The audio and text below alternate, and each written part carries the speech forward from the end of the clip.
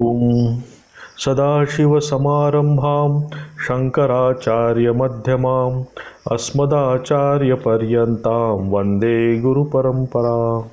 वसुदेवसुतं देवं कंसचाणूरमर्दनं देवकी परमानन्दं कृष्णं वन्दे जगद्गुरुं। 30 श्लोकापासून मागच्या क्लासनं सुरू केलं होतं आपण.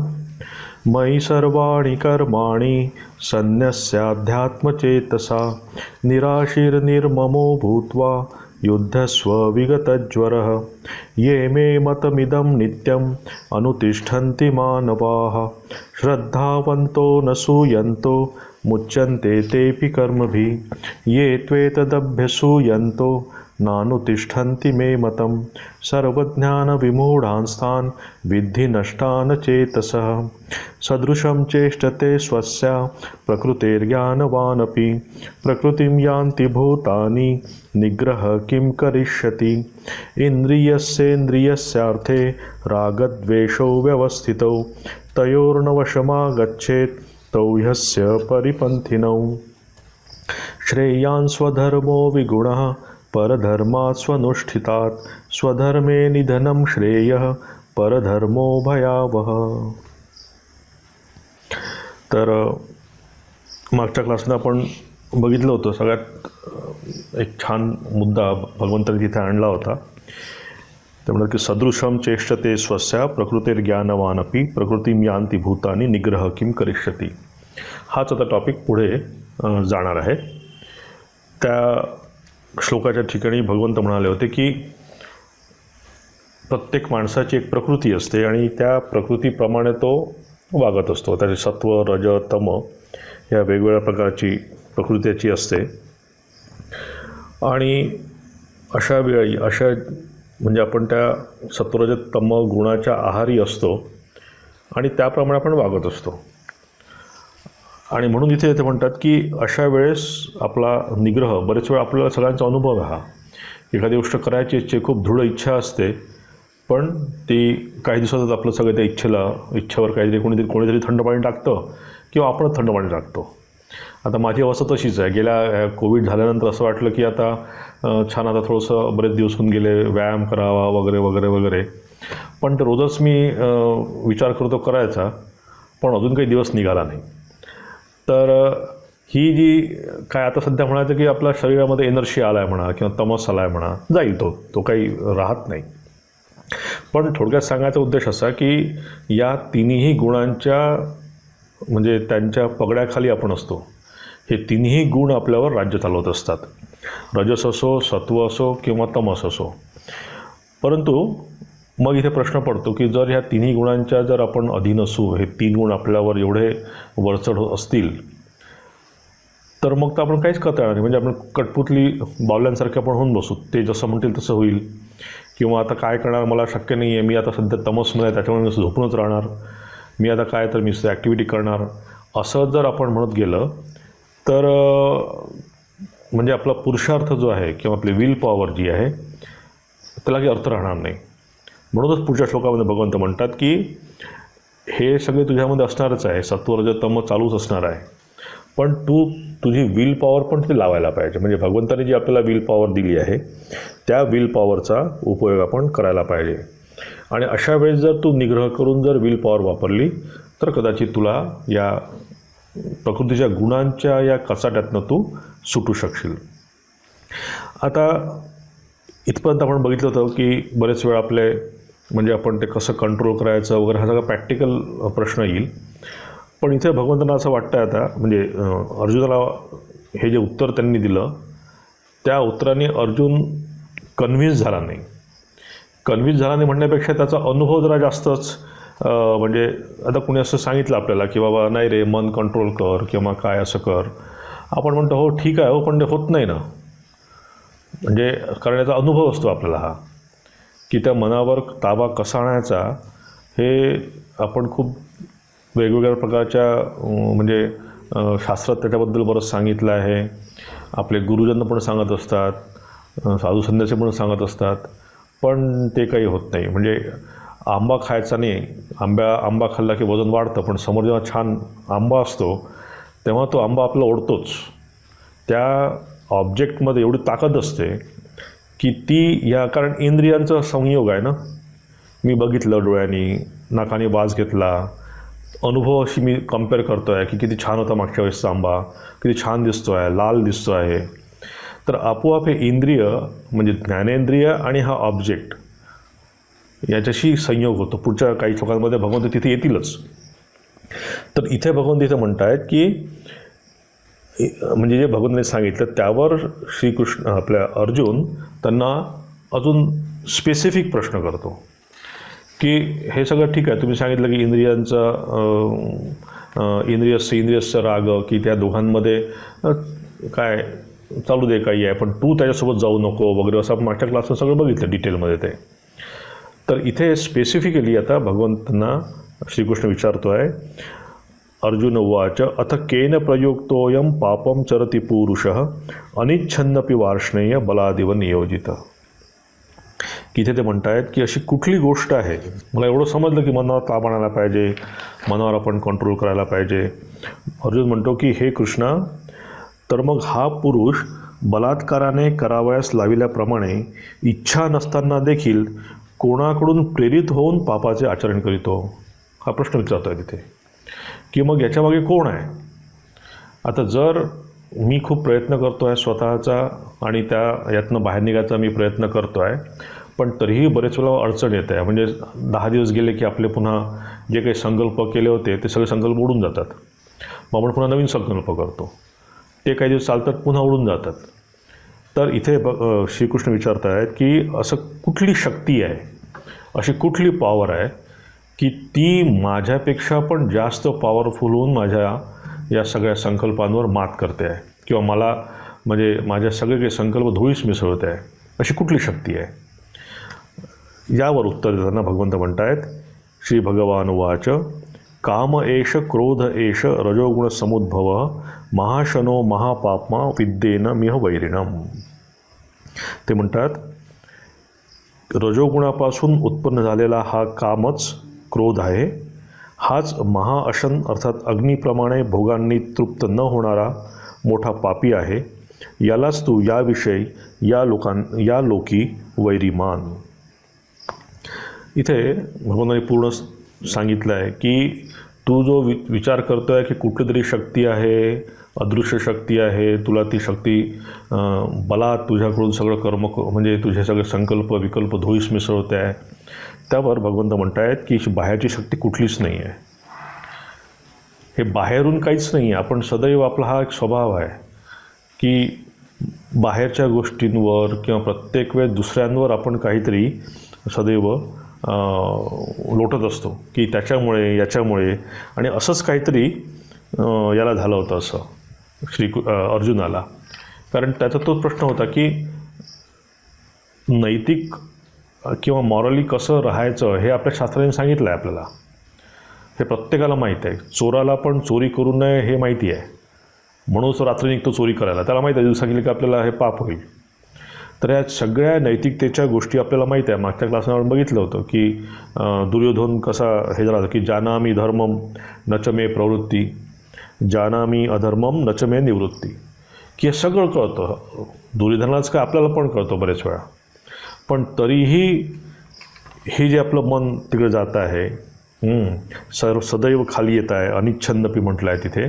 तर त्यावर उत्तर देताना भगवंत म्हणतायत की हा बाहेरचा कोणी शत्रू नाही आहे. कारण काही काही फिलॉसॉफींमध्ये म्हणजे बुद्धिझममध्ये त्याला मार म्हटलेला आहे की काहीतरी बाहेरची शक्ती आहे आणि ती येऊन तुम्हाला छळते. किंवा ख्रिश्चनिटीमध्ये बघा एक सैतान म्हणून एक कन्सेप्ट आहे. तर तसं काही इथे नाही आहे. ते म्हणतात की काम एष क्रोध एष रजोगुण समुद्भव, की ही बाहेरची शक्ती कुठलीच नाही आहे अर्जुना, ही आपल्या आतलीच शक्ती आपल्याला आपली विरोधी बंद झालेली आहे. जसं हे कोरोनाचे किंवा काही व्हायरसचे जे काही जीवाणू आपल्या जातात, आतमध्ये जातात आणि ते आपल्याच म्हणजे जे काही सेल आहेत त्याला मल्टिप्लाय करतात. म्हणजे आपल्याच गोष्टी तो हाताशी धरून आपल्याच विरुद्ध तो काम करायला लावतो. तसंच हे आहे की ह्या शक्ती कुठल्या चांगल्या आणि वाईटाची ही जी काय म्हणतात त्याला हे स्ट्रगल जो आहे की आपण चांगल्या मार्गाने जायचा प्रयत्न करतो आणि कोणी आपलं खाली ओढत आहे, तर कोणीतरी कोणीच नसतं, आपलंच मन असतं ते कोणीतरी. कोणीच बाहेरचं तुम्हाला हे नाही आहे की नाही त्या माणसाच्या तशा वागण्यामुळे मला प्रॉब्लेम झाला. स्वामी विवेकानंद म्हणतात की साधकाने प्रत्येक वेळेस सब्जेक्टिव्ह विचार करायला पाहिजे की इथे बाहेरच्या दुसऱ्या कुठल्या माणसाला किंवा दुसऱ्या कुठल्या शक्तीला किंवा दुसऱ्या कुठल्याही या जगातल्या वस्तूला मला दोष लावायचा काही चान्सच नाही आहे. मला फक्त माझ्यामध्ये मी काही चेंज करू शकतो का, माझ्यामध्ये काही दोष आहे का, हाच सब्जेक्टिव्हला आपण विचार करायला पाहिजे. आणि हा विचार करणंच खरं आपला साधकाचा इथे हेतू असायला पाहिजे. म्हणून भगवंत म्हणतात की बाहेरचं कुठलंच नाही, आपलंच आतले हे जे काम आणि क्रोध आपल्यामध्ये आहे हे काय करतात की धर्म आणि अधर्म यातला फरक समजू देत नाही, किंवा जरा म्हणतो आपण आत्मा अनात्मा यातला फरक आपल्याला समजू देत नाही. हे सगळं असं गौड बंगाल तो पूर्ण मिसळून टाकतो एकमेकांमध्ये, आणि त्याच्यामुळे आपल्या मनामध्ये कन्फ्युजन तयार होतं. आता खरं याचं सगळ्याचं मूळ जर कारण तुम्ही बघाल, हे असं सगळं व्हायचं खरं मूळ कारण आहे आपलं अज्ञान. म्हणजे आपल्या स्वतःच्याबद्दलचं म्हणा किंवा आपल्या आत्मतत्वाबद्दलचं अज्ञान या सगळ्यामागे मूळ कारण आहे. आणि हे अज्ञानच काम आणि क्रोधाच्या दोन रूपाने बाहेर पडतं. अज्ञान पुन्हा ही काही एक वस्तू नाही आहे. आपण सदैव म्हणतो अज्ञान अज्ञान अज्ञान, हा शब्द किती 100 वेळा आपण यूज करतो की आपण इग्नोरंट आहोत, आपण अज्ञानी आहोत, आपलं आत्म्याचं ज्ञान नाही वगैरे वगैरे वगैरे सगळं आहे. परंतु अज्ञान दुसरं काहीच नाही आहे. अज्ञान आपले हे आत्ता बघून इथे सांगितलं आहे की काम एष क्रोध एष, की हे अज्ञान आपल्या ह्या दोन यातनं बाहेर पडतं. आणि रजोगुण समुद्भव ते निर्माण कुठनं झालं आहे, रजोगुणामधनं. त्याचं इंधन काय आहे, रजोगुण. सात्विक माणसामध्ये पण काम क्रोध असतो, राजसिक माणसामध्ये पण काम क्रोध असतो, आणि तामसिक माणसामध्ये पण काम क्रोध असतो. पण सात्विक माणसाचा जो कामक्रोध असतो तो त्यांनी इल्युमिन केलेला असतो, त्यांनी त्याच्यावर विजय मिळवलेला असतो, किंवा विजय मिळवणं म्हणण्यापेक्षा त्यांनी त्याला कह्यात ठेवलेलं असतं, दाबून नाही, पण ही अंडरस्टूड, त्याची लिमिट समजली असते त्याला काय आहे, कुठपर्यंत जायचं आहे त्याला. तामसिक माणसामध्ये पण काम क्रोध असतो, पण तो त्याच्यामध्ये इनर्शिया इतका असतो की त्याचा उपयोग पण करत नाही. पण याचा जास्तीत जास्त त्रास कोणाला होतो, राजसिक माणसाला. म्हणून त्यांनी म्हटलं आहे की रजोगुण समुद्भवम, की याची उत्पत्ती, काम आणि क्रोधाची उत्पत्ती होते रजोगुणामधनं. ज्याच्यामध्ये रजोगुण जास्त त्याच्यामध्येच या काम क्रोधाची मात्रा पण जास्त. जितका सत्वगुणी असेल त्याच्यामध्ये काम क्रोधाची मात्रा कमी असेल. तमोगुणी माणसामध्ये पण काम क्रोधाची मात्रा कमी दिसते, नसते, ते चांगली भरपूर असते, पण दिसते, कारण त्याच्या स्वतःच्या इनर्शियामुळे. पण राजसिक माणसामुळे आपण बघा ना, राजसिक म्हणजे राजसिक ज्यांच्यामध्ये ज्यांचं चरित्र आहे ते साधी छोटीशी पूजा जरी असेल तर छोट्या मोठ्या गोष्टींनी करत नाही. ते तर एकदम मोठं लागतं, मोठा पेंडॉल, मोठं सगळं, पूर्ण गावाला जेवण घालतील ते सगळं मोठ्या प्रमाणात. आणि आता हा कसा आहे ना, हा काम म्हणजे इथे कसं, हा नाव लौकिकाची कामना आहे. काम म्हणजे काही काम वास्तव म्हणायचं नाही, ते काम म्हणजे सगळ्याच प्रकारचे ज्या काही वास्तव माझ्या मनामध्ये, कोणाच्या पैशाची आहे, कोणाला स्त्रीची आहे, कोणाला पुत्राची आहे, कोणाला नाव यशाची आहे, कोणाला पॉवर पोझिशनची आहे, ही कामना, ह्या सगळ्याच प्रकारच्या कामना आपल्याला त्यांनी अडकून ठेवलेल्या आहेत. राजसिक माणसाला ते म्हणतात रजोगुण समुद्भवम.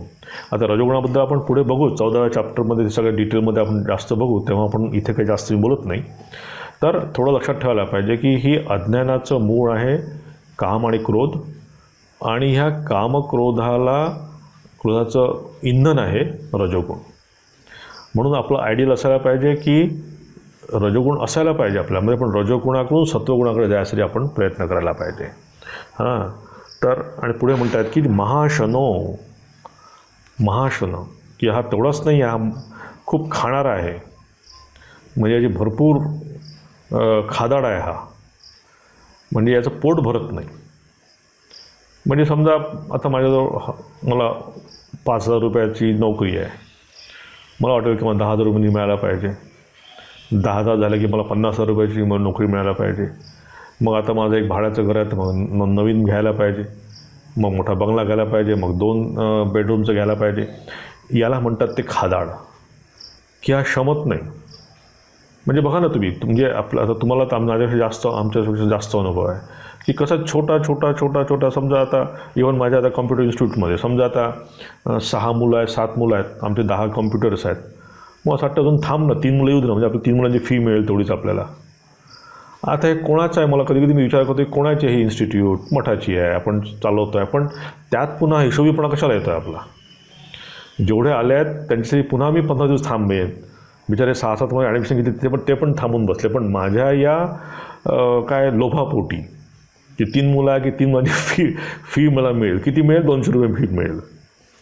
हां, मी म्हणतो ना कधी कधी की आपल्याला अडकवायसाठी काही विशेष खूप लागत नाही, खूप कोटी कोटी पैसे लागत नाही आपल्याला अडकवायसाठी. छोट्या छोट्या गोष्टींमध्ये आपण अडकू शकतो. तर हा जो महाशन हे आहे, ते म्हणतात की हा काम आणि क्रोध दोघंही खूप खादाड आहेत. आणि हा काम पर्टिक्युलरली, कारण इथे आपल्याला कुठल्याही गोष्टीचं काय म्हणतात त्याला कंट्रोलमध्ये, म्हणजे थोडंसं जर मला तुमच्या कुठल्याही वासना किंवा कामनामध्ये जर तुम्हाला थोडंसं कोणी म्हटलं की बाबा हे असं कशाला करतो, तसं कर, बस चढला पारा आपला. की त्यांनी मला तसं म्हटलं, मी एवढं करतो आहे, मी आतापर्यंत केलं, बस झालं सगळं, मग राहू द्या, बघा तुमचं, मला नको आहे. आता हा एक वेगळ्या प्रकारचा क्रोध आहे. म्हणजे मी बोलून दाखवणार आहे पण मी करणार पण नाही काही. म्हणजे समजा मला कोणी म्हटलं की राजे तू हे काय करतो आहे, कशाला वाढवतो आहे, सगळं कशाला करतो आहे, बस आला मला राग. कारण माझ्या काय वासनेला तिथे खीळ बसली. आणि मग मी काय केलं, एकतर मी कोणावर क्रोध करणारा माणूस समोर असेल त्याच्यावर क्रोध केला, नसेल करणार तर मी गप्प बसतो की मी काहीच करणार नाही. पण तो क्रोध आलाच आहे वेगळ्या प्रकारे. तर हा खूप सूक्ष्म रूपाने हा आपण याच्यावर खूप व्यवस्थित विचार करायला पाहिजे. आणि आपण जर साधक असू तर या साधकांनी त्याच्यावर खूप बारीक गोष्टींनी विचार करायला पाहिजे की तिथे पण माझं सूक्ष्म, मला जेव्हा कोणी, म्हणजे मी ॲक्सेप्ट करू शकत नाही आहे कोणाची गोष्ट, मला ॲक्सेप्ट करण्यामध्ये त्रास होतो आहे, म्हणजेच काय माझ्यामध्ये क्रोध आहे, दाखवत नसेल. आपण बऱ्याच वेळा गुरुजन लोकांसमोर जास्त बोलू शकत, काही करू शकत नाही, पण तो आत असतो तो. आणि जेव्हा तो आत ठेवला गेलेला आहे तेवढ्यापुरता मी दाखवला नाही, पण जेव्हा पुन्हा त्याला काय म्हणतात अशी योग्य परिस्थिती मिळाली की पुन्हा ते बाहेर येतात. म्हणून यावर तोडगा काय आहे याच्यावर, कारण हे कसं आहे ना की थोडंसं मला खोकला आला, मी काहीतरी ते एखादी विक्सची गोळी खाल्ली, थोड्या वेळ थांबलं आणि पुन्हा खोकला आला. हे तात्पुरतं सगळं आहे. तर भगवंत इथे म्हणतात की तात्पुरत्या उपायाने जाणार नाही आहे हा काम क्रोध. आपण काही प्रकारे ते दाबला, काही वेळा आपल्या इच्छेला मोड घातला आपण की नाही मला तर 3 बेडरूमचं घर घ्यायचं होतं, पण कशाला घ्यावं, मग जाऊ दे 2 बेडरूमचंच घेऊ. पण ते आत शिजत असतं सगळं की 3 बेडरूमचं घेतलं असतं छान झालं असतं. मग पुन्हा आपलं डोकं सांगायला लागतं की नाही मग ते 3 घेतलं की बरं होईल, मग एकदाच प्रॉब्लेम सुटून जाईल, मग आपल्याला चिंताच नाही आहे. म्हणजे काय आपण मन आपल्याला वेगवेगळ्या प्रकारे त्याला सांगत असतं. म्हणजे त्याला काही अंत नाही आहे. तर इथे म्हणून भगवंत म्हणतात की याचं खरं कारण आहे आपल्यामध्ये अपूर्णत्वाचा बोध आहे. की मी अपूर्णता बोध असणारच आहे आपल्यामध्ये, तुमच्यामध्ये काय, आमच्यामध्ये सगळं असणार आहे की अरे आपण, म्हणजे समजा आता म्हणजे तुम्ही साधना करताय, मी पण साधना करतो आहे, त्यामध्ये अपूर्णता वाटणं गोष्ट ठीक आहे की आपण जेवढं पाहिजे तेवढं करू शकत नाही आहे, आपल्याला भरपूर अजून करायला पाहिजे होतं, आपण उगीच वेळ घालवला, या प्रकारची खंत ही अपूर्णता वेगळी. पण मला एखादी गोष्ट माझ्याजवळ नाही आहे, ती गोष्ट जर मला मिळाली असती तर मी पूर्ण झालो असतो, हा जो मनातला बोध आहे हा फार चुकीचा आहे. की माझ्याजवळ एखादी गोष्ट नाही आहे आणि ती गोष्ट जर मी घेतली असती, मला जर ती मिळाली असती तर मी खूप आनंदी झालो असतो, मला माझ्यामध्ये म्हणजे मला खूप सुख मिळालं असतं. हा जो बोध आहे हा खरा या सगळ्या गोष्टीसाठी कारण आहे. बघा ना, तुम्ही समजा 10 तुम्ही जर पेपरवर लिहून काढलं की माझ्यामध्ये या 10 कामना आहे, या एक संपवून आपण 10 संपवून टाकू आणि मग छान ठाकूरांचं नाव घेऊ. जसे तुम्ही 4-5 संपवता ते 10 नंतर अजून पुढचे 4-5 वाढत असतात. म्हणजे तुम्हाला पहिल्यांदा वाटतं की माझ्यामध्ये 10च गोष्टीची आवश्यकता आहे, 10 गोष्टी झाल्या की माझं जीवन सेट झालं. महाराज फक्त मुलात लग्न झालं की बस मी मोकळी, महाराज मुलीचं लग्न झालं की मी 24 तास मठात येऊन सेवा द्यायला तयार आहे. बस 1 वर्ष झालं की नातू येतो हातामध्ये नातू आला का किती भक्त आमच्याकडे येतात की नातू आला की संपलं. तर गेलं विचार नातू 18 वर्षाचा होईपर्यंत आजी आणि आजोबा त्यात अडकले. तर ह्या गोष्टीला अंत नाही आहे. छोट्या छोट्या गोष्टी आपल्याला खूप ड्रॅग करत असतात. आता हे कसं आहे ना, हे असं नाही आहे की ते म्हणजे जबाबदारी त्यांना पण ते पाहिजे असतं. म्हणजे हे दोन्हीकडनं आहे. म्हणजे एखाद्या समजा आजी आजोबाने जर विचार केला की नाही मला आता हे वानप्रस्थाश्रम मला जीवन घालवायचं आहे, मला आता या सगळ्या ह्या संसारामध्ये पडायचं, आता मी खूप संसार केला आहे, सारख्या या संसारामध्ये अडकलेली आहे, मी या पूर्ण रागद्वेषामध्ये अडकलेली आहे, आता मला यातनं सुटायचं आणि आता मला काही करायचं, ते करू शकतात. असे लोक आहे पण करणारे तुरळक लोक आहेत. तर आपल्याला काय पाहिजे त्याच्यावर म्हणजे बरेच वेळा आपण ते रिस्पॉन्सिबिलिटी टाकतो. आता काय असं आहे ते तसं आहे ते, अशा बरेच वेळा आपण कारणं सांगतो. पण खरं आपलं मन त्यात अडकलेलं असतं आणि त्या अडकलेल्या मनामुळे आपल्याला ह्या सगळ्या गोष्टी त्रास देत असतात. म्हणून ते भगवंत म्हणतात की महाशनो आणि महापापमा, म्हणजे हा शत्रू आहे पुन्हा आपला. म्हणजे शत्रूशी मित्रत्व कधी करू नये, पण आपण त्यांच्याशी इतकं सख्य केलं आहे की हे काम करत आपल्यामध्ये एक, आता आपण बोलतो आहे म्हणून कधी लक्षात येईल आपल्याला हो आपल्यामध्ये काम म्हणजे परत वासना आहे नाही का, आपल्याला राग पण आहे. कारण इतके आपण त्याच्या जवळ घेऊन बसलो त्यांना की ते शत्रूनं वाटतं आपल्याला मित्र वाटत आहेत. म्हणजे त्याच्याशिवाय आपण काय म्हणतात त्याला राहू शकत नसं झालेलं आहे ते. त्याच्यावर आपण बरेच एक्सप्लेनेशन देतो की काय मग मनामध्ये जर काही अशी ॲम्बिशन नसेल किंवा असं नसेल तर मग करू शकणार नाही का. ठीक आहे, ॲम्बिशन वगैरे सगळ्या गोष्टी ह्या आहेत, पण साधकासाठी ते नाही आहे. साधकाचं जीवन हे पूर्ण वेगळ्या प्रकारचं आहे. म्हणून इथे ते म्हणतात की हे शत्रू आहेत. कारण आपल्या कठोपनिषद म्हटलं आहे ना की परांची खानी व्यतुणत स्वयंभूत तस्मात परांग पश्चिदेना अंतरात्मना, की भगवंतांनी आपले हे इंद्रिय असे करून ठेवले आहे की ते सदैव बाहेर जात असतात. परांची खाणी, सदैव बाहेर, कधीच आतमध्ये जायला त्याला वेळ नसतो किंवा आवडत पण नाही आतमध्ये जायसाठी. आता पहिल्यांदाच भगवंतांनी आपल्याला तिथे म्हणजे आपल्याला एक काय म्हणतात त्याला मारून ठेवलं आहे तिथे, की जन्मताच आपल्यामध्ये अशा सगळे इंद्रियांची ती आउटवर्ड एक्स्ट्रोवर्ड जायची परिस्थिती आहे किंवा नेचरच तसं आहे सगळ्यांचं. असं असताना पुन्हा त्यात जर आपण काही ह्या रजगुणाच्या प्राबल्यामुळे त्यात अजून काही आपण टाकत गेलो, म्हणजे आधीच परांची खाणी, आधीच एक्स्ट्रोवर्ड, आणि त्यात पुन्हा ह्या रजगुण आणि कामना वासना वाढून जर आपण त्यात अजून त्याला आपण हे केलं तर मग कंट्रोल करणं आपल्याच कठीण जाणार आहे. म्हणजे हा भस्मासूर आपणच तयार करतो आणि मग म्हणतो की त्यातनं बाहेर कसं पडायचं. ते फार कठीण आहे महाराज, तुम्हाला शक्य आहे, आम्हाला शक्य नाही आहे, ते फारच ते आम्ही अडकलेलो आहोत किंवा ते आम्ही आता काय आमचं सगळं जीवन त्यातच निघून गेलेलं आहे, पाहू पुढच्या जन्मी. ही अशी परिस्थिती केव्हा येते की जेव्हा लक्षात येतं की ते म्हणजे एखादा कर्जबाजारी माणूस असतो ना की त्याच्या गळ्याच्या वरती कर्ज गेलं असतं, तो जसा हतबल होऊन जातो, त्याला कुठला मार्ग सापडत नाही, मी कुठून त्यातनं आता पैसे काढू आणि कुठे टाकू किंवा कसं ते कर्ज फिटवू, तशी आपली अवस्था होऊन जाते.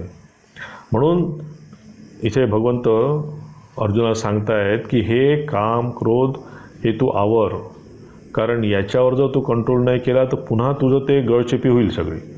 मग तू म्हणू नको की ते निग्रह किम करिष्यती वगैरे वगैरे.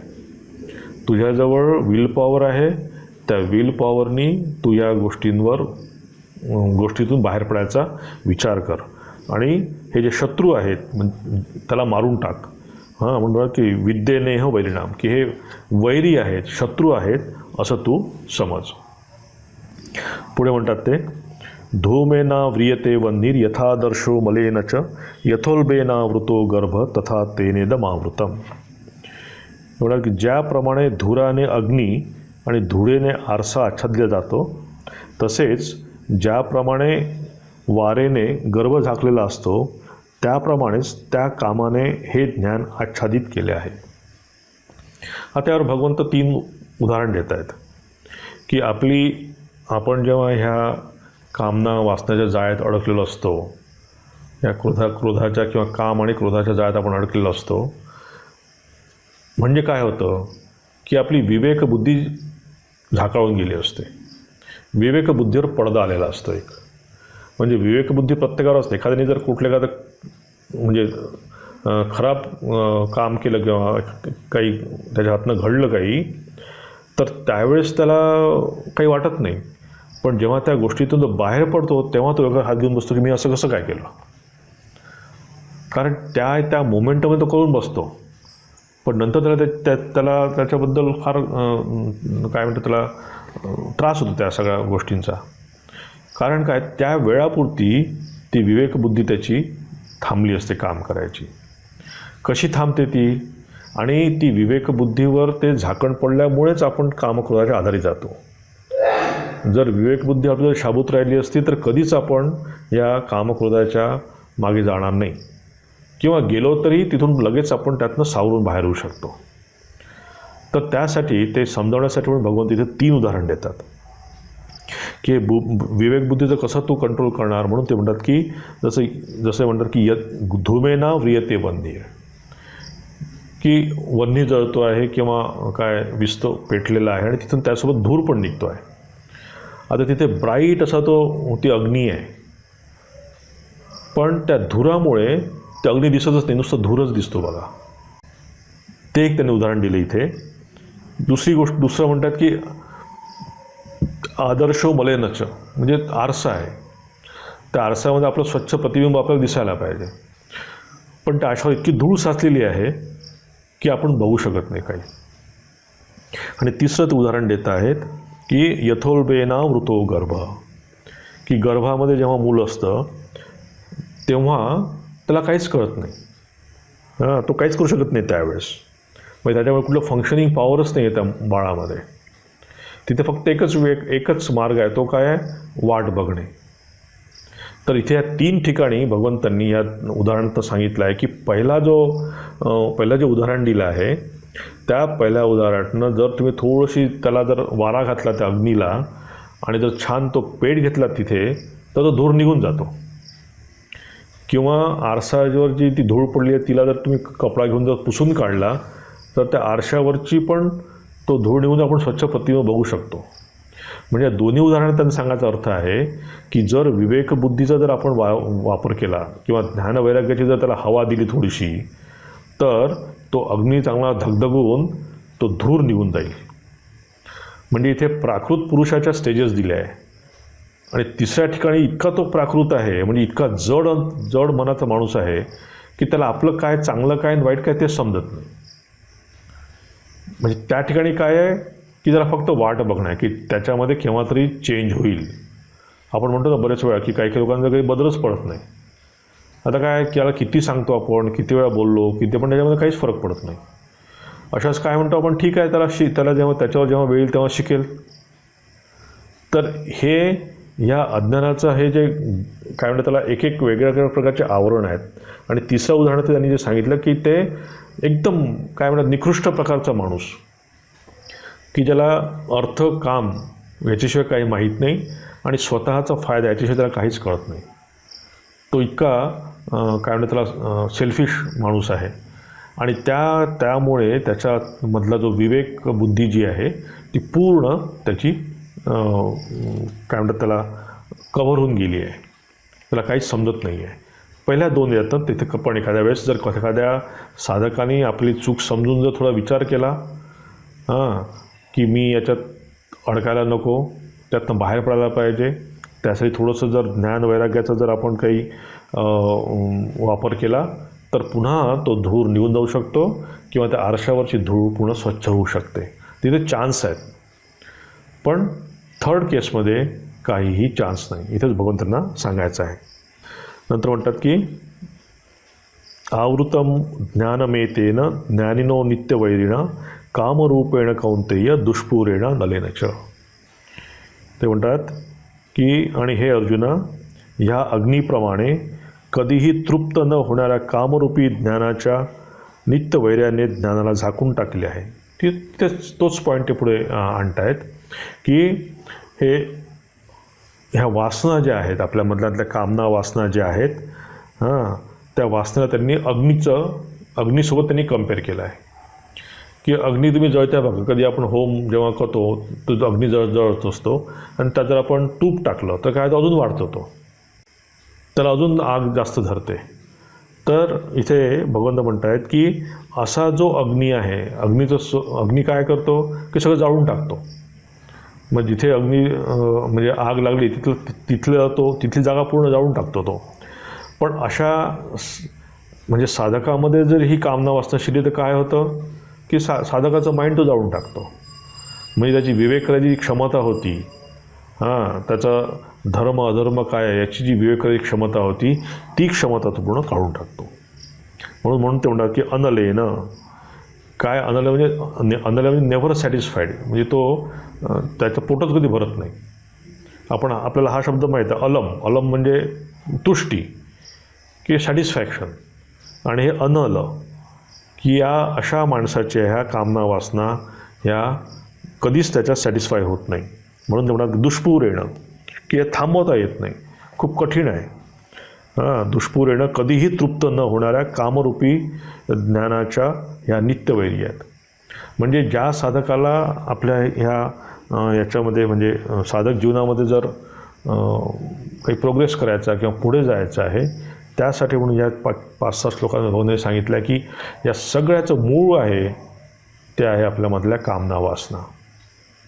आणि त्या कशा जातील, त्या कशा तुम्हाला त्रास देतील हे आपल्याला आधी अलर्ट करतायत.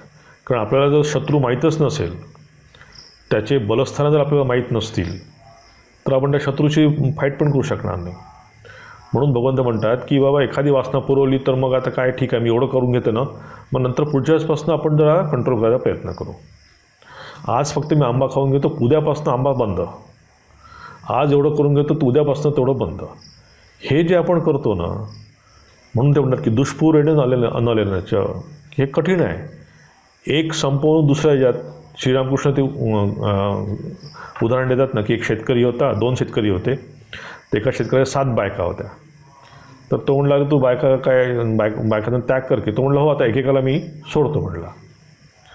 दुसरा शेतकरी होता, तो म्हणला तुलाही तर हे तू कसा काय सोडत नाही तुझ्या या बायकांना.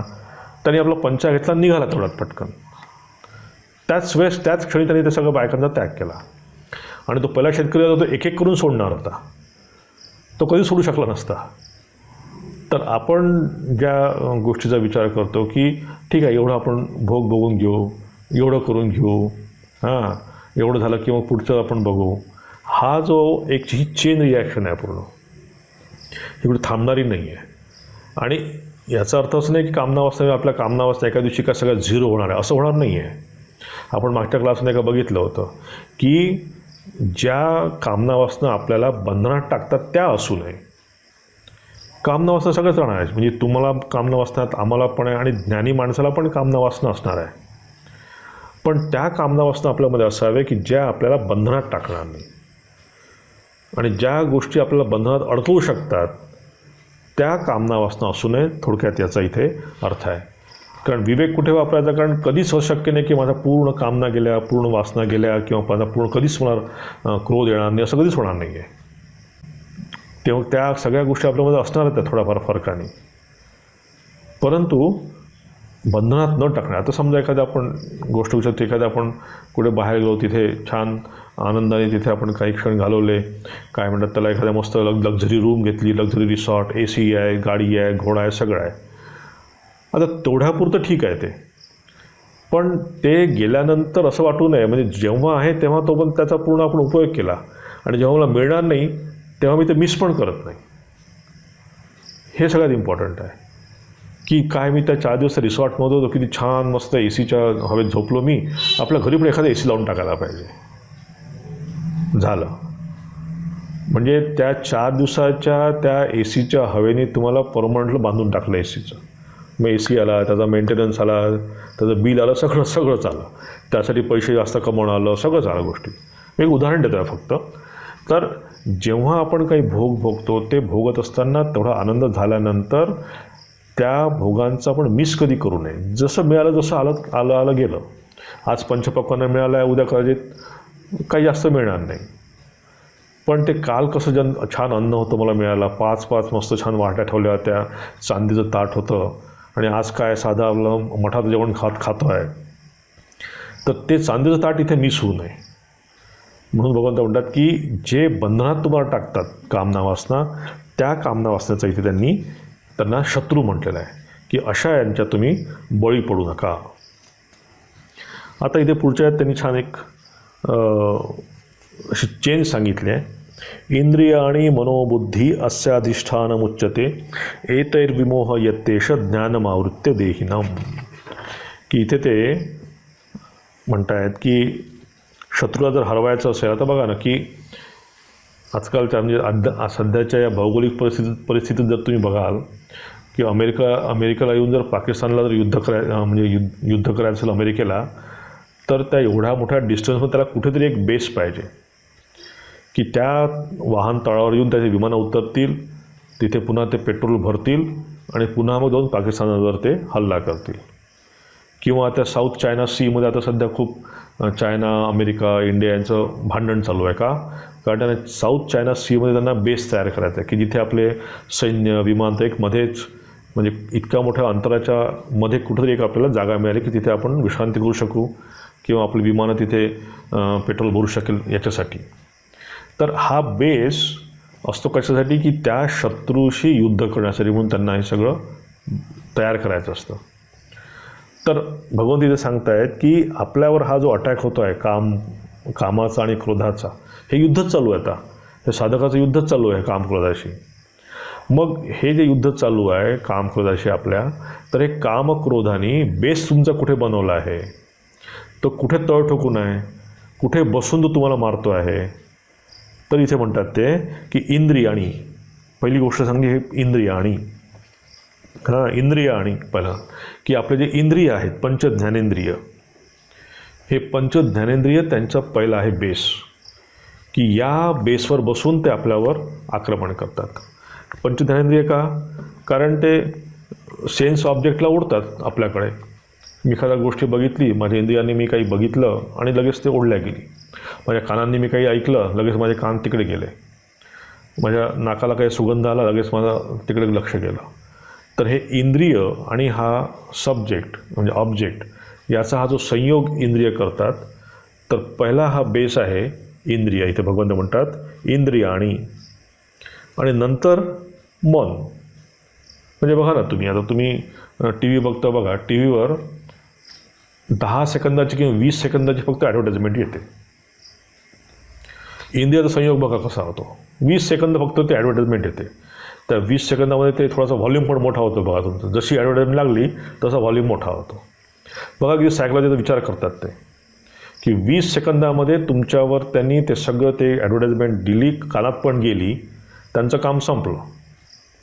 पण हे 20 सेकंद काय केले, मनाने घेतले आणि आता मन छान विचार करतं, अरे छान होतं की ते, त्यात छान तो म्हणजे काय एखादी साडी म्हणा किंवा काही खूप छानच होती, ती मस्त होती, बस झालं. ती छान दिसली, 20 सेकंदामध्ये ॲडव्हर्टाइजमेंट संपून गेलं आणि तुमचा विचार करायला लागतं मन, त्यावर चिंतन करायला लागलं की छान होती पण ती आणि स्वस्तात मिळते आणि आता सध्या 30% सूट पण आहे त्याच्यावर. झालं, मन विचार करून राहिलं बरं का याचा. आणि हे असं करता करता काय होतं मग की आपल्याला त्यात घ्यायला पाहिजे. असा चान्स कधी मिळणार नाही आपल्याला की इतकी महागाची साडी 30% याच्यामुळे आपल्याला गरज नाही आहे बरं का आपल्याला, पण ते पुढे मिळणार नाही कदाचित, म्हणून ती आपण आता घेऊन ठेवायची.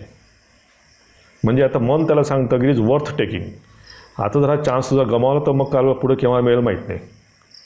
मग दुसरं काय येतं की आता मला ही पाहिजे आहे.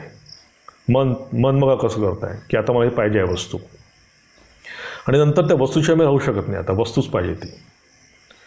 हा जो पल्ला इथपर्यंत आपण आलो आहे, हा फक्त 20 सेकंदामध्ये आलो आहे आपण. तर हे इंद्रिय, ऑब्जेक्ट आणि मन याचा इतका असा क्लोज संपर्क आहे बघा. म्हणून आपण मागच्या क्लासमध्ये बघितलं होतं की ह्या गोष्टींचा संपर्क आपल्यावर येईल, म्हणजे आपण त्या सदृशम चेष्टते स्वस्य तिथे आपण बघितलं होतं की एखादी गोष्ट माझ्या मनावर आघात करेल, चांगली म्हणा की वाईट म्हणा, पण त्या गोष्टीला मी किती आत जाऊ द्यायचं, कारण आपल्या हातात कंट्रोलमध्ये नाही आहे. मग एखादी चांगली गोष्ट बसली की मला पण वाटेल की छान आहे, आता आम्हाला काय बाकी गोष्टी सोडून द्या, बाकीच्या गोष्टी काही आकर्षित करणार नाही, पण एखादं समजा काही गॅजेट म्हणा किंवा काही कॉम्प्युटरची एखादी गोष्ट किंवा काही वेगळं असं ते आमचंही मन ओढलं जातं. आता हे जर ओढलं गेलं मन, तर हे स्वाभाविक आहे, कारण इंद्रिय आणि ऑब्जेक्ट संयोग झाला तिथपर्यंत ठीक आहे, पण नंतर मनाचं चिंतन तिथे होऊ नये. ते जर व्हायला लागलं, तिथे जर आपण त्याच्यावर जर आपण विचार करत राहिलो, चिंतन करत राहिलो, की हळूहळू तिथे मोमेंटम घेतं ते. म्हणजे त्या थॉटला किती वेळ आपण ठेवायचं, त्या विचाराला किती महत्त्व द्यायचं आणि त्या विचारांसोबत किती आपण जायचं, हे मात्र आपण ठरवू शकतो. इथे आपण विल पॉवर लावू शकतो. म्हणजे बरेच वेळा आपण म्हणतो की काय आता ते आम्हाला शक्य नाही आहे वगैरे, शक्य नाही आहे. ठीक आहे ना, 10 वेळा तुम्ही फेल जाल, एकदा तर त्यात सक्सेस व्हाल की नाही, मला हे नाही घ्यायचं, संपलं. मला नको आहे म्हणजे नको आहे, संपलं. तर इथे आपल्या हातात आहे की हा थॉट मनात एखादा येऊ शकतो, एखाद्या विषयाच्याबद्दल आकर्षण होऊ शकतं मनामध्ये, परंतु ते आकर्षण तयार झाल्यानंतर ते नॅचरल आहे एखाद्या वेळेस, पण ते झाल्यानंतर त्याच्यासोबत मला किती जायचं आहे हे मात्र आपण ठरवू शकतो. म्हणून इथे म्हणतात की हे बेसबद्दल आपण गोष्ट करतो, कुठे ते उभे राहून हे कामक्रोध आपलं अटॅक करत असतात बघा. पहिलं आहे इंद्रिय, नंतर त्यांनी सांगितलं मन, नंतर ते म्हणतात बुद्धी. ही बुद्धी म्हणजे ज्याला आपण निश्चयात्मिका बुद्धी म्हणतो. मन हे असतं आपलं संकल्प विकल्पनात्मक की हे करू ते करू, पण बुद्धी असते निश्चयात्मिका बुद्धी.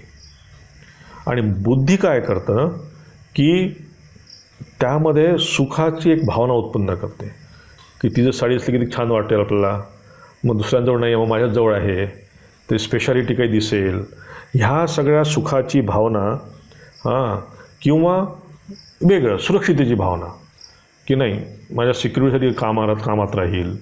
किंवा आता बघा ना की ते होम लोन म्हणा, गाड्यांचे लोन म्हणा, किंवा तुमच्या लोनवर किती मोठी सूट आम्ही देतो, तुम्ही इथे इन्व्हेस्ट करा, तुम्ही म्युच्युअल फंडमध्ये इन्व्हेस्ट करा, शेअरमध्ये इन्व्हेस्ट करा. ह्या पण भागामध्ये की माझ्या सुरक्षितता त्याच्यामध्ये वाढेल, की आता टाकलं की मी त्यात पैसे जास्त मला मिळतील. तर ही जी भावना आपल्या मनात उत्पन्न करते ही बुद्धी, म्हणजे बुद्धी दोन्ही करू शकते की बुद्धी तुम्हाला त्या सगळ्या ह्या विचारांना थांबवू पण शकते आणि बुद्धी तुम्हाला ही सुखाची भावना पण देऊ शकते. आता इथे आपल्याला विचार करायला पाहिजे. वेदांत इथे म्हणतो की हे जे जजमेंट्स आहे, म्हणजे आता अशा प्रकारचे जर आपण म्हणजे त्या सुखाच्या सोबत किंवा त्या गोष्टीसोबत जर वाहवल्या गेलं तर that is the bad judgement of our mind, की त्याने तिथे निर्णय व्यवस्थित घेतला नाही, तो त्या मनाच्या जाळ्यात अडकून त्यांनी तो निर्णय घेतला असं म्हणता येईल. तिथे विवेकबुद्धी आपली काम करत नाही आहे. पण वेदांत जर काय म्हणतो की वेदांताने त्याचा विचार करायला, वेदांत म्हणतो की असा विचार करा की हे सगळं ह्या गोष्टीने मला सुख मिळणार नाही, माझ्यामध्ये सगळं सुख आहे. आता हा विचार खूप मोठा आहे, पण एक लक्षात ठेवा, त्याच्यामागची एक गोष्ट लक्षात ठेवा की माझ्यामुळे मी प्रत्येक गोष्टीला किंमत देतो. समजा तुम्हाला एखादी वस्तू दिसली, एखादी साडी दिसली आणि तुम्हाला ती घ्यायची इच्छा झाली, तर तुम्ही त्याला किंमत दिली आहे बघा. तुमच्यासोबत दुसऱ्या कोणी असतील तर त्या तेवढ्या किंमत देणार नाही, त्यांना तेवढं आकर्षित वाटणार नाही साडी कदाचित. पण तुम्ही त्या गोष्टीला किंमत दिली, तुम्ही त्या गोष्टीमध्ये सुख बघितलं. कारण त्या साडीमध्ये जर सुख असतं तर जे लोक ते बघतायत त्या सगळ्यांनाच ते सुख त्यांनी सुख दिलं असतं किंवा सगळ्यांनी त्याला आकर्षित केलं असतं. पण काही लोकांना आवडतं, काही लोकांना आवडत नाही. याचाच अर्थ त्या वस्तूंमध्ये सुख नसून आपण ते सुख त्यामध्ये शोधत असतो. आणि म्हणून मला वाटतं आपण त्या म्हणजे इंट्रोडक्शनच्या क्लासमध्ये काही आपण विचार केला होता की याचे 3 तोटे आहेत बघा. म्हणजे हे जे सुख आपण बघतो, म्हणजे आपण ज्या बुद्धीने आपण त्या गोष्टीमध्ये सुख शोधायचा प्रयत्न करतो, त्याच्यामध्ये 3 तोटे आहेत. एक कसं आहे की लक्षात ठेवायला पाहिजे की हे जे काही आपण सुख बघतो ते नुसतं सुख नसून ते दुःख मिश्रित असतं. कुठलंही सुख तुम्हाला अनअलाइड सुख देऊ शकत नाही, कुठलंही सुख तुम्हाला 100% सुख देऊ शकत नाही. मग हे सुख काय आहे, त्यामध्ये दुःख काहीतरी त्याच्यामध्ये मिश्रित आहे, हा त्याचा पहिला डिसॲडव्हान्टेज आहे. दुसरं आहे की अतृप्तिकर आहे ते, की माझं पोट भरत नाही त्याच्यामुळे, की आता ही साडी घ्यायला वाटलं किंवा मला ही गाडी घ्यावी वाटली किंवा मला ते घर घ्यावं वाटलं तर कदाचित उद्या पुन्हा काहीतरी वेगळं घ्यायची इच्छा होईल. तृप्ती नाही आहे, अतृप्तिकरम. आणि तिसरी गोष्ट आहे की ते बंधकत्व, तुम्हाला बांधून ठेवते ह्या गोष्टी. तर हे दुःख मिश्रित आहे, अतृप्तिकर आहे आणि बंधकत्व, त्यात तुम्हाला बांधून टाकतं ते. ह्या 3 दोष जर आपण यातनं बघितले तर बरेच वेळा आपण या म्हणजे काय क्रोध आणि कामाच्या या लाटेतनं बाहेर येऊ शकतो आपण. कारण ते येणं आपल्याला फार आवश्यक आहे. साधकाला मी म्हणतो. साधारण लोकांना त्याची आवश्यकता नाही, कारण त्याला बऱ्याच लोकांना त्याची काही जाण पण नाही आहे. पण साधारण लोकांसाठी म्हणून म्हणजे साधकांसाठी म्हणून त्यांनी या 3 दोषांचा सदैव विचार ठेवायला पाहिजे की जेव्हा केव्हा आपण ह्या कामक्रोधाच्या गर्गेत सापडलो असू तेव्हा आपण विचार करायला पाहिजे. जेव्हा आपण या कामक्रोधाच्या गर्गेत सापडतो तेव्हा आपण विचार करायला पाहिजे की हे 3 गोष्टी, ह्या 3 दोष मी आता जे सांगितले ते लक्षात ठेवून जर आपण पुढे गेलं तर बरेच वेळा आपण हळूहळू यातनं मार्ग काढू शकतो. नंतर अजून 2-3 श्लोक आहेत, पण मला वाटतं आपण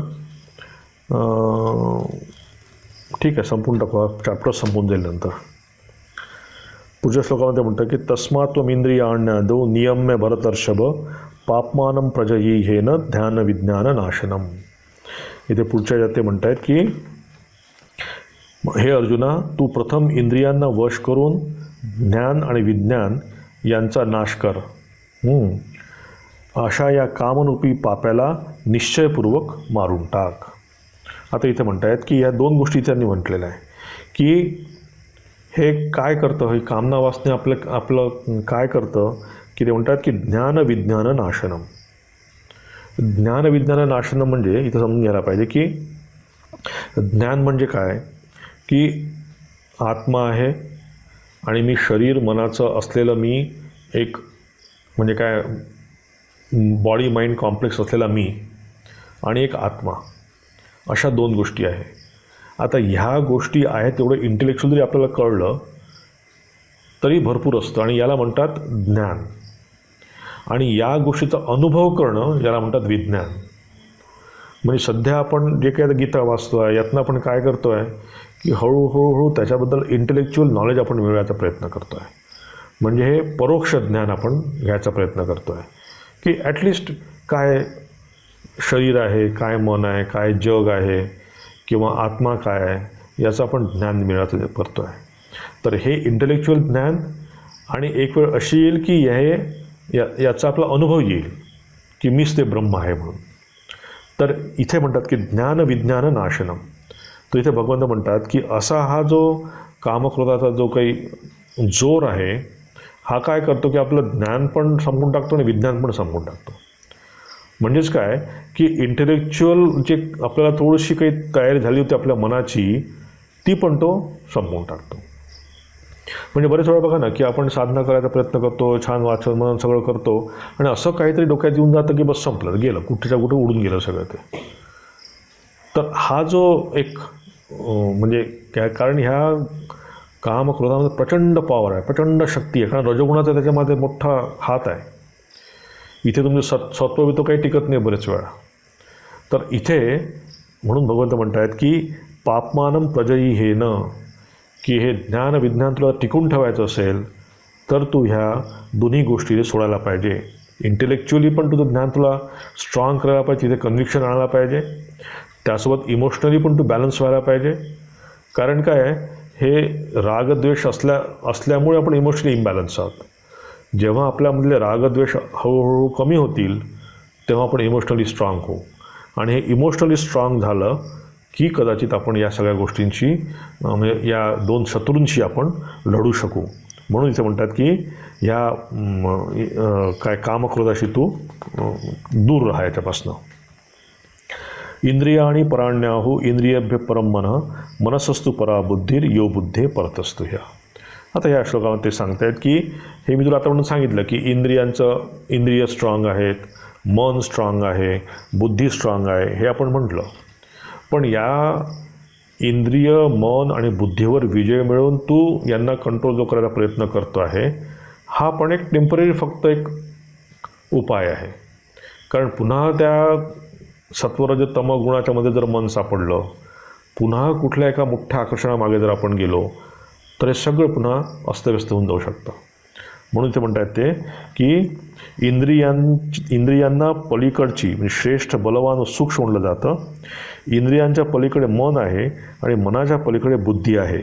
आणि जो बुद्धीच्याही अत्यंत पलीकडे आहे तोच आत्मा होय. आता एक एक स्टेप ते सांगतायत की इंद्रियांपेक्षा प्रबळ कोण आहे? मन आहे. मनापेक्षा प्रबळ कोण आहे? बुद्धी आहे. इथपर्यंत ठीक आहे, समजलो आपण मगच बघितलं की इंद्रियांना समजा आपण काही एखादी ॲडव्हर्टाइजमेंट बघितली तर मनाने जर स्ट्रॉंग राहिलं तर आपण त्या ॲडव्हर्टाइजमेंटच्या मागे जाणार नाही. मन का स्ट्रॉंग होऊ शकतं की जेव्हा निश्चयात्मक बुद्धी जर व्यवस्थित निर्णय करेल, माझा विवेक जर व्यवस्थित निर्णय देईल मला, तर माझं मन तिकडे जाणार नाही. म्हणजे पंच इंद्रियांच्यावर कंट्रोल मन ठेवतं, मनावर कंट्रोल बुद्धी ठेवते. आता ह्या तिघांमध्ये आपला सदैव प्रवास चालू असतो बघा. कधी मन कंट्रोल करायचा प्रयत्न करतो आपण, कधी आपण बुद्धीने कंट्रोल करायचा प्रयत्न करतो, कधी मनावर ताबा मिळवायचा प्रयत्न करतो. असे सगळे बरेचसे आपण प्रयत्न करत असतो. पण बरेच वेळा हे प्रयत्न असफल पण होतात. बरेच वेळा आपल्याला त्याच्यामध्ये सॅटिस्फॅक्शन मिळत नाही. म्हणून आपल्याला साधनेमध्ये बरेच वेळा बघा कसं होतं की नाही इतक्या वर्ष मी करतो आहे पण तरी अजून जसं पाहिजे हातात नाही आल्या गोष्टी, माझ्या कंट्रोलमध्ये आलेल्या नाही आहे गोष्टी. कारण काय आहे की हे आपण तात्पुरते उपाय योजतो आणि तात्पुरते उपाय योजल्यानंतर त्याचं तात्पुरतं तेवढं काम संपलं, थोडा वेळ गेली, पुन्हा गुणांचं आपलं आक्रमण झालं, सत्वरजतम गुणांचं, पुन्हा प्रॉब्लेम सुरू होतात. तर म्हणून ते भगवंत म्हणतात की या बुद्धीच्या परे काय आहे त्याच्यावर लक्ष ठेव. ते काय म्हणतात, बुद्धे परत असतो हे की या बुद्धीच्या वरती आहे आत्मा. तू जर या आत्म्याला जर पकडलं तर ते आहे परमनंट सोल्युशन. बाकी जे काही तू बघतो आहे ते फक्त टेम्पररी सोल्युशन आणि फायनल सोल्युशन आहे त्या आत्म्याचं दर्शन करणं.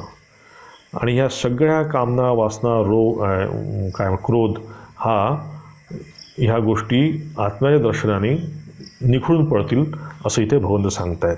आणि शेवटच्या श्लोकामध्ये सांगतायत, एवं बुद्धे परम बुद्ध्वा संस्तभ्यात्मानमात्मना जही शत्रू महाबाहो कामरूपम दुरासदम. किंवा अशा प्रकारे बुद्धीच्याही पलीकडच्या अर्थात सूक्ष्म तसा सर्व प्रकारे बलवान व श्रेष्ठ अशा आपल्या आत्म्याला जाणून बुद्धीच्या द्वारा मनाला वश करून हे महाबाहो आपल्या शक्तीला जाणून दुर्जय अशा कामरूपी शत्रूला मारून सोड. आता इथे ते म्हणत आहेत की हे परशब्द त्यांनी वापरला आहे. परशब्दाचा अर्थ आहे श्रेष्ठ. आणि इथे त्यांनी ह्या पुन्हा मन, बुद्धी आणि आत्मा यांच्यामध्ये सूक्ष्म कोण आहे, श्रेष्ठ कोण आहे याचं त्यांनी इथे भेद दाखवला आहे. की इंद्रियभ्य परम मन, की या सेन्स ऑर्गन म्हणजे आपण जे आपले 5 इंद्रिय आहे त्याच्यापेक्षा सुपिरियर कुठला आहे? मन सुपिरियर आहे. कारण बघा, म्हणजे समजा आपण रस्त्याने जातो आहे, आपल्यासमोर 50 लोक सगळे दिसतात आपल्याला, त्यातल्या एखाद्याच माणसाचा आपल्या लक्षात चेहरा राहतो आणि आपण तोच चेहरा आपण डोक्यात मनात ठेवतो. इतर लोक पण आपल्या समोरून गेले आहेत पण कोणाचं इम्प्रेशन आपल्यावर मनावर पडलेलं नाही आहे. किंवा बरेच वेळा आपण जातो आहोत, कोणी समोरून येतं, आपल्याकडे बघतं, पण आपलं त्या माणसाचं लक्ष नसतं आणि आपण निघून जातो. तो माणूस नंतर विचारतो, अरे तुला तर त्या दिवशी बघितलं तुम्ही रस्त्यामध्ये, तुला मी हात पण दाखवला पण तू बघितलंच नाही माझ्याकडे.